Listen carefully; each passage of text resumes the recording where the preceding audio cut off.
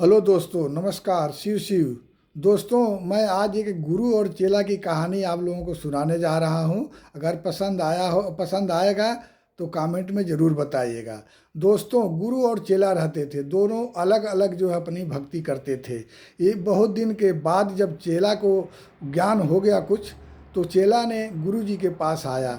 गुरु जी से बोला, गुरु जी मेरे को पूर्ण ज्ञान हो गया, मैं अब पक्का हो गया हूँ, पूर्ण ज्ञानी हो गया हूँ मैं। गुरुजी बोले, नहीं, अभी तुम कच्चे हो, अभी पूर्ण ज्ञान तुमको हुआ नहीं है। तो चेला बोला कि गुरुजी तब मैं पक्का कैसे होऊंगा और पूर्ण ज्ञान कब होगा? हमको हमको भगवान का दर्शन करना है। तो गुरुजी बोले, सामने जो जंगल दिख रहा है उस जंगल में एक आश्रम है, वहाँ पर एक महात्मा रहते हैं, वहाँ पर शंकर जी का एक मंदिर है, उसमें शिवलिंग है, वहीं पर तुम चले जाओ और वही महात्मा तुमको जो पूर्ण ज्ञान देंगे और तुमको ज्ञान दे करके पक्का बना देंगे। चेला वहाँ से चल दिया, गया उस आश्रम में।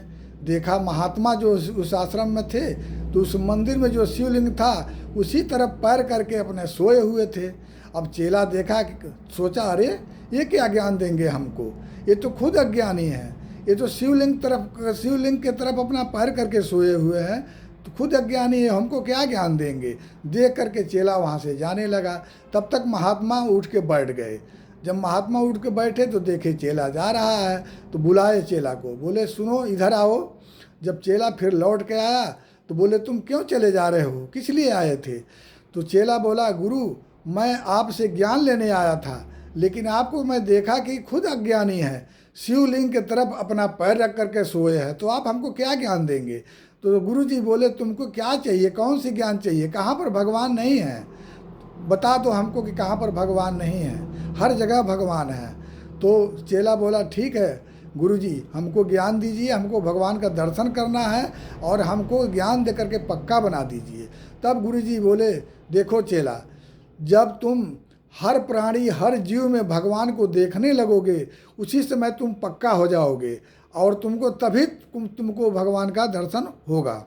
चेला वहाँ से गया अपने आश्रम में पहुंचकर 4 रोटी उसने बनाया, 2 रोटी सादा और 2 रोटी में घी पोत के। तो जो घी पोत कर रोटी बनाता था वो रोटी भगवान को भोग लगाता था, और जो सादा बनाता था वो स्वयं अपने खाता था। तो इसी तरह वो चलता रहा। एक दिन वो जो है 4 रोटी बनाया, 2 रोटी में घी पोता और 2 रोटी सादा बना करके रोटी और स्नान करने चला गया। तो स्नान करके जब उधर से लौटा तो देखा कि एक कुत्ता जो है सादा वाली रोटी ले करके दोनों भगे जा रहा है। तो चेला आश्रम में गया, देखा कि जो सादा वाली रोटी है कुत्ता उसी को लेके भगे जा रहा है। तो उसने क्या किया कि जो इसमें घी पोत कर रोटी बनी थी उस रोटी को लेकर कुत्ते के पीछे दौड़ने लगा और कहने लगा, हे भगवान काहे सादा रोटी लेकर भगे जा रहे हैं, एक घी चपोड़ी रोटी खाइए आप, मैं तो ये आपके लिए बनाया था घी लगा करके, और सादा रोटी क्यों लेकर जा रहे हैं, सादा रोटी तो मैं अपने लिए बनाया था।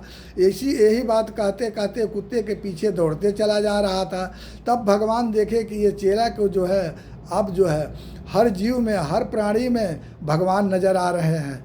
तो स्वयं भगवान वहाँ प्रकट हो गए। प्रकट होके बोले, चेला आज तुम्हारा जो है भक्ति पूर्ण हुई, तुम जो है पूर्ण ज्ञानी हो गए हो और तुम पक्का हो गए हो, बोलो तुमको क्या चाहिए? वो चेला बोला कि